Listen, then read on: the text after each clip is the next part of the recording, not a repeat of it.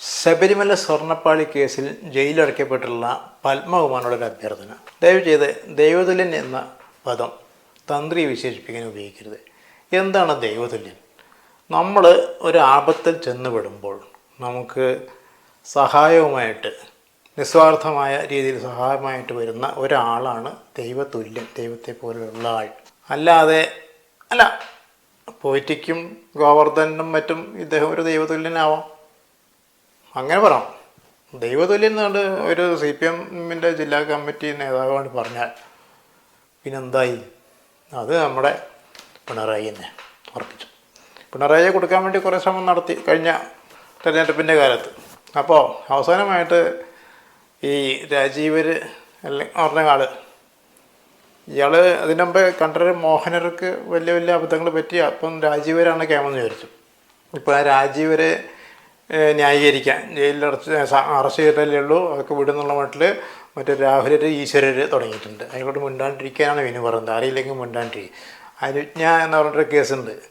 അത് അങ്ങനെയാണ് ഇങ്ങനെയാണെന്ന് പറയുമ്പോൾ തനിക്കറിയില്ലെങ്കിൽ മിണ്ടാണ്ടിരിക്കുക, ശബ്ദം കുറയ്ക്കുക എന്നുള്ള മട്ടിൽ നല്ല ചീത്ത പറയുകയാണ്. ഇയാൾക്ക് ഈ ചീത്ത കേൾക്കാനും ജയിലിൽ കിടക്കാനും നേരുള്ളൂ. അതിനൊക്കെ അനുജ്ഞ എന്നുള്ള വാക്ക് ഞാൻ ഒറ്റാൾ കേട്ടിട്ട് മാങ്കൂട്ടം കേട്ടൊരു പ്രശ്നമുണ്ടെന്ന് പറയുന്നുണ്ട്. ദൈവമൊക്കെ ഉണ്ട്, ദൈവം ഉണ്ടെന്നുള്ളതിനെ ഉറപ്പാണ് ഈ കാണുന്നത്. കാരണം ഈ പിണറായിയെ കൊടുക്കാൻ വേണ്ടി, ശിവശങ്കറിനെ കൊടുക്കാൻ വേണ്ടി, മൊഴി മാറ്റി പറയാൻ വേണ്ടി സ്വപ്നയ്ക്ക് പറഞ്ഞു കൊടുത്ത ആൾ ഇതാ കിടക്കണം പുറത്ത്. ഇനി വിരമിക്കാൻ 4-5 വർഷം ബാക്കിയുള്ളപ്പോൾ അദ്ദേഹത്തെ പിടിച്ച് പുറത്താക്കി. കൽത്തൂണിൽ അതുവരെ ഉണ്ടായിരുന്ന സ്വർണം പൊതിഞ്ഞ ഭാഗമില്ല, സ്വർണ്ണപ്പാളി ഇല്ല എന്ന് കണ്ട ആളാണ് തന്ത്രി.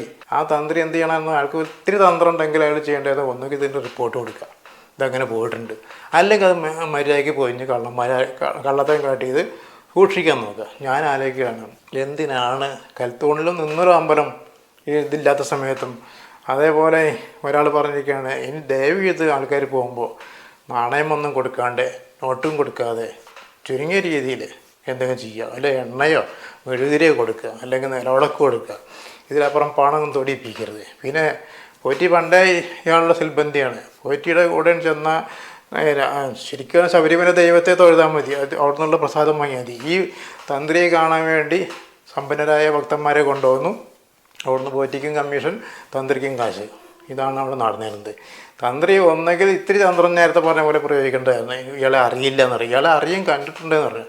ഒരു കാണണമെന്നല്ല, ഇയാൾ കൂടായിരുന്നു. അതുകൊണ്ട് ദൈവതുല്യൻ എന്ന വാക്ക് ഇനി നമ്മൾ പ്രയോഗിക്കുമ്പോൾ സൂക്ഷിക്കണം. ഇതുവരെ അത് നമ്മുടെ പിണറായി എന്നാണ് തീരുമാനിച്ചു എല്ലാവരും കൂടിയിട്ട്. ഇപ്പോഴാണ് അത് പുറത്തു വന്നത്. ഇപ്പോൾ വലിയ മണ്ടാട്ടില്ല, മാതൃഭൂമിയിലൊക്കെ നന്നായിട്ട് എഴുതിയിട്ടുണ്ട്.